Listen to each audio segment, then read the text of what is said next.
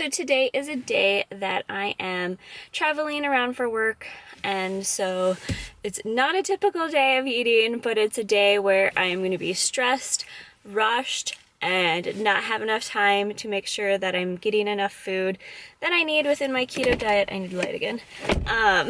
And so that is the objective for today, is to try and show you guys what I do when there's not enough time to kind of make lots of meals and I have to kind of plan around a crazy schedule. So this is that day of eating.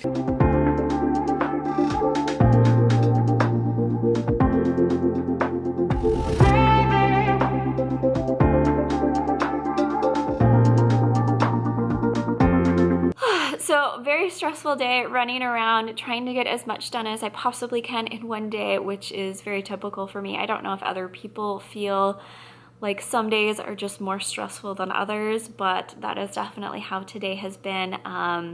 Needed to run some errands after work in order to prepare for Thanksgiving, which is actually tomorrow for me.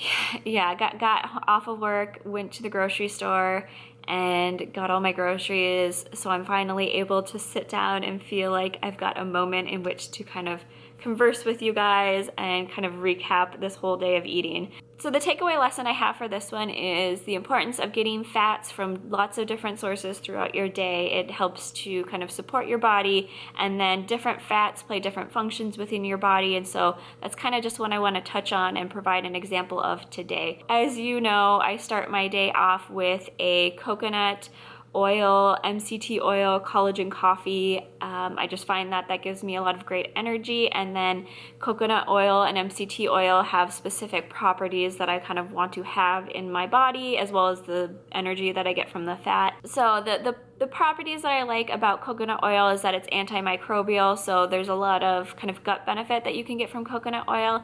And then I like C8 MCT oils because it does give you a little bit more energy because it is a more shorter chain. So basically when you see like C and then a number, that's how many chains are within that fat. So C8 is one of the lower ones. I think olive oil is like something like C20 something. So they do get longer as they go. So it is a more shorter chain. And it's also thermogenic.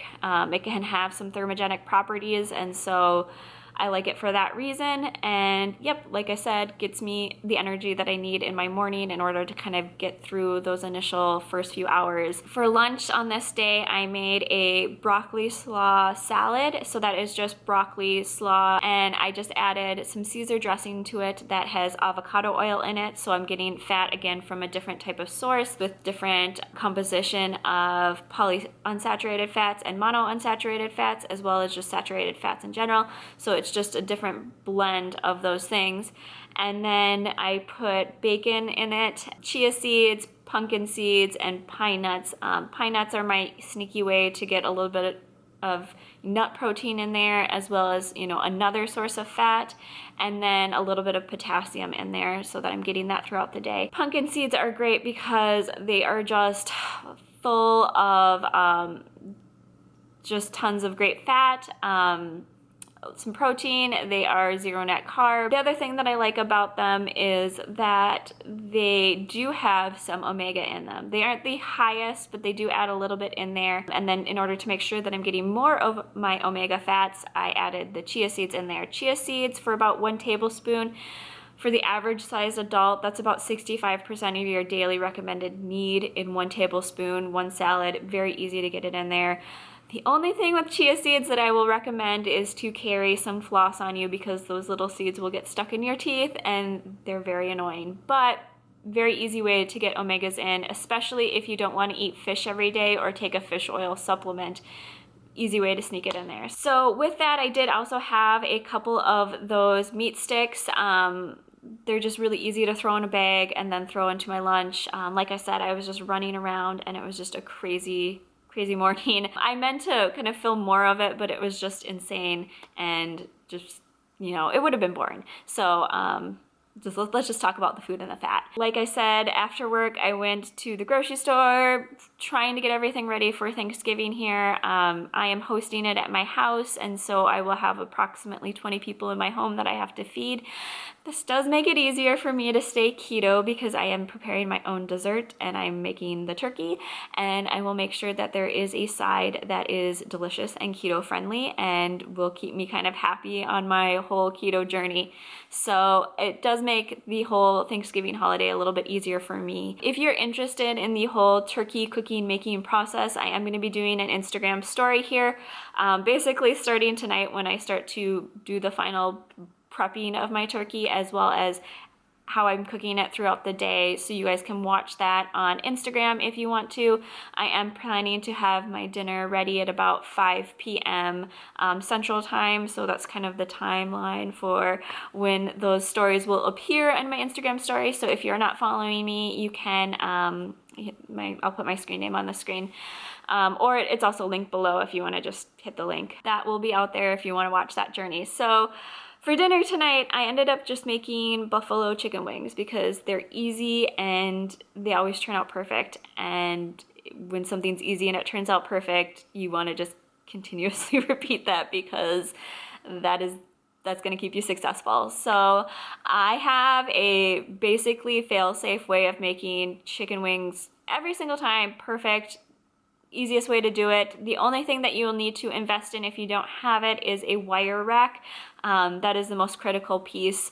I have done a lot of parchment paper chicken wings and they turn out okay, but 100% this just knocks them in the face and makes me never want to use parchment paper to make, just parchment paper just to make chicken wings ever again. I guarantee I'm not trying to like toot my own horn.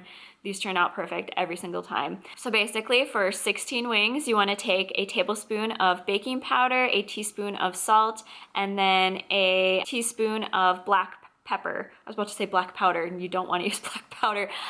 Black pepper, and just mix that up, and then take your wings, take them out of the package, wash them off so that any of that kind of chicken slime is off of them. Pat them dry with a paper towel so you remove all the moisture. Sprinkle that mixture on top of them, so put them in a bowl, sprinkle the mixture on top of them, mix it around so that each piece is coated completely. It doesn't need to be coated like a breading coating. That is not what you want. You just want a light kind of grimy feeling to each piece of chicken. What that salt, pepper, baking powder mixture does, baking powder, not baking soda, baking powder mixture does is it dries out the skin as it cooks. So what you want to do is put down a baking sheet, throw down some aluminum foil, and then put the wire rack on top of the baking sheet, and then put all your chicken on top of the wire rack. So this makes it so that when the chicken is cooking, all of their drippings land on the aluminum foil. That way you have an easier cleanup. So when they're cooking on top of that wire rack with the baking sheet below, an air pocket is created below where the hot air can go below it, so that way all of the chicken is cooked evenly and is crisped at the same time. When you cook on a baking sheet or a parchment paper, you can kind of have a soggier portion based on how often you turn. It won't render the fat as evenly and dry it out as effectively if one piece is laying down. That bottom part, where whichever one is laying down first, is going to be slightly soggier than the top part. This makes it so the heat goes all the way around the chicken, and all of that skin, all of that fat in that skin is rendered at the same time. It's dried out at the same time so that each piece is cooked perfectly. When I put it in the oven, I put it in the oven at 275 degrees for 25 minutes. This low heat, again, removes all the moisture from the skin, and again, it kind of renders the fat on the skin, which makes it turn like perfect and makes it taste like it was actually fried. Once it's cooked for 25 minutes, I increase the heat to 425 degrees Fahrenheit and cook it for an additional 30 minutes to make sure that all of the chicken is thoroughly cooked.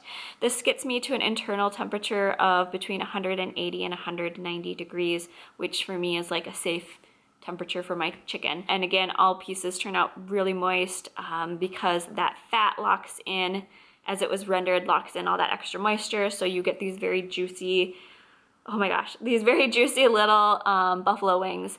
And then when I make a sauce, I will either do like olive or avocado oil with some hot sauce, or you could do butter with some hot sauce, and then you get that extra fat in there, so you're getting a little bit more energy. For my side with this meal, when it got to be about the last 30 minutes or so of cooking, I ended up throwing in a pan some mushrooms, onions, and then some more broccoli slaw, and just sauteing that all together, and then adding in about a tablespoon and a half of some Dijon mustard.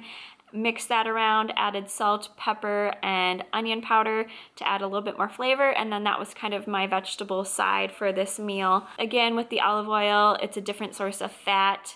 Again, with rendering the chicken that way, you're getting that fat. And again, if you add oil to the buffalo sauce, again, some more fat in there from another source, especially if you use butter and then used olive oil like in the side. You could also dip your wings in, dressing, so you could make your own ranch dressing, or you could make your own blue cheese dressing. I just do no dressing because I like hot food and I'm weird like that. Yeah, that was basically my whole meal, my whole dinner. Didn't end up having any kind of dessert today because I just have been so stuffed, and I'm so stressed and trying to finish getting ready for Thanksgiving here. So I'm gonna go ahead and call this video done for the day. I just really want to take away the fact that, as you could see, lots of different fats from lots of different sources. Different sources will again have different mixes of different chains of fatty acids, CLAs, ALAs, PUFAs and MUFAs, which is your polyunsaturated fatty acids and your monounsaturated fatty acids. So those are the two unsaturated fats that you kind of want to be mindful of as you're selecting different fats. I do have a tendency to avoid things like canola oil and soybean oil just because they tend to be higher in omega-6s. There are some that are fortified with omega-3s, but why not just get omega-3s from a natural source versus an oil that is naturally going to give you more omega-6s, and it has to be fortified with the omega-3s in order to make it actually healthy for your body. That's just crazy for me to think about. So I try to avoid those two in most of what I eat and most of the foods that I buy. So yes, this has been my day of eating and kind of, how I went about getting everything in there so that way I was full, sustained throughout the day. If you guys enjoy these days of eating, please let me know. So if you are new to my channel, I do these days of eating pretty regularly, as well as other videos about being on a ketogenic diet. Just basically whatever tips and tricks and advice, help, recipes that I can give people. That is the whole objective of this channel, is to be as helpful as possible. So I hope this video was helpful. If it was, please go ahead and give it a thumbs up, because that does let me know that I did do that and that you guys are enjoying these videos. So until next time, I hope everything's going good in your guys' world, and I will see you guys later. Bye.